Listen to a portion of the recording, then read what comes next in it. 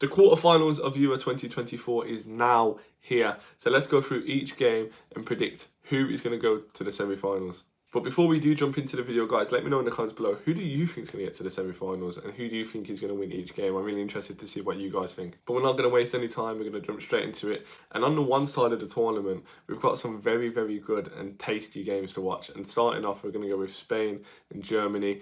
And this is going to be an all-time classic. Spain, of course, topped the group with 3 wins out of 3, and they also didn't concede a goal, which is really impressive, especially with the likes of Italy and Croatia in there. And they did beat Georgia 4-1, which was the only goal they have conceded in this tournament, like I said, to get to the quarterfinal against Germany. Spain are a very young and energetic team, and look at Yamal. He's been absolutely unreal this tournament, but this is going to be their first real test against a good nation like Germany to see if they've got what it takes. And Kimmich did actually say in an interview, Spain have been the best side so far at the tournament. Moving on to Germany now. Germany's been a great host nation. This has been a very, very good Euro so far. Now, Germany also topped the group, starting off with a 5-1 battering of Scotland, which is always what we love to see.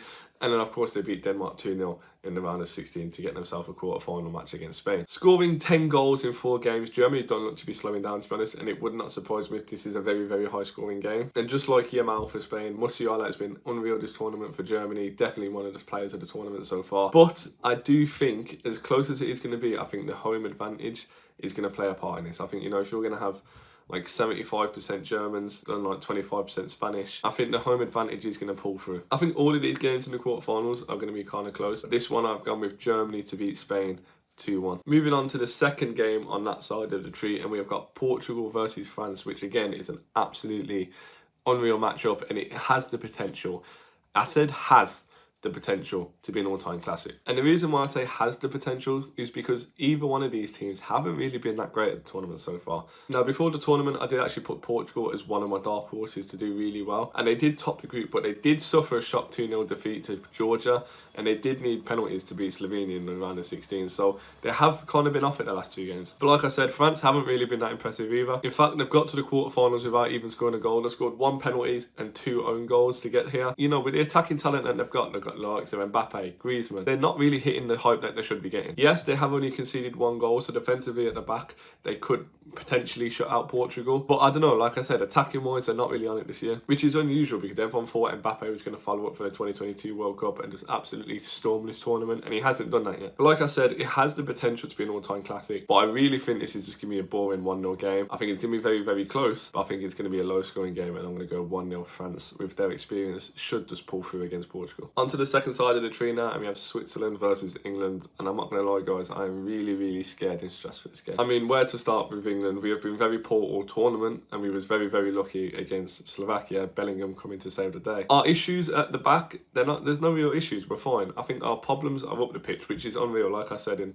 the last video that I made, we've scored like 136 goals between the top 4, but we're not seem to gelling for some reason. And Gareth Southgate has actually said that he's going to change the formation to a back 3. Now that is really risky, but we have had a lot of success in the past with a back 3, so I don't know. I wouldn't mind going to a back 3, but it could be if it works, then he's a star. If it doesn't work, then he's going to get a lot of stick. But realistically now, this is where we need the big players to step up, the likes of Kane, Foden, Bellingham, who haven't really been that good this tournament. In fact, no one has really for England. But this is where we need the big players to step up and make a mark. Now let's talk about Switzerland, who have been very, very impressive in the tournament. And again, before the start of the tournament, I did actually back them as one of my dark horses. They were very impressive in the group, getting a draw against Germany and absolutely battering Hungary.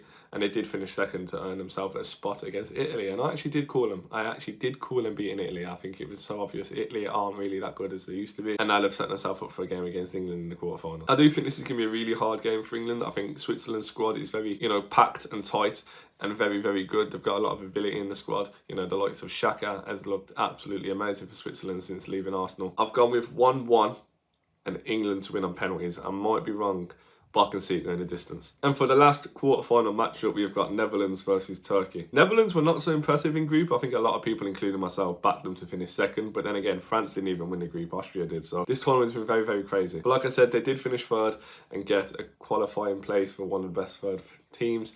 And they did beat Romania 3-0 in a pretty comfortable game, to be honest. They looked all right. So I don't know, it's going to be a good game, this one. I mean, on paper, they have got a better squad than Turkey, and their players up front can cause a lot of damage, but don't knock Turkey, because Turkey's been really good this tournament. And talking about Turkey finished second in group, which is kind of a shock, because I actually had Czech Republic to finish second. And one of the reasons why Turkey's been so good this year is because of their main man, Arda Güler, who's been very, very impressive. Turkey versus Austria was a great game. I'm not going to lie, I did expect Austria to win, so Turkey surprised me, but they definitely did deserve the win watching the game back. So like I said, Turkey's been very, very impressive so far, but with the strength of the Netherlands squad, I just think Netherlands have just that little bit of edge to get through the game. But you know what? Turkey might surprise me. They've already surprised me once. They might surprise me again. So I'm going to go with 2-1 to Netherlands. So guys, that is who I think is going to go through each quarterfinal matchup. I'm sure you guys are going to disagree with me as always. So like I said at the start of the video, let me know in the comments below who's getting to the semi-final and who's winning each quarterfinal matchup. If you guys are enjoying the content that I'm putting out at the moment, please consider subscribing to the channel and dropping a like button. I'd really appreciate it. But yeah guys, basically just thank you so much for watching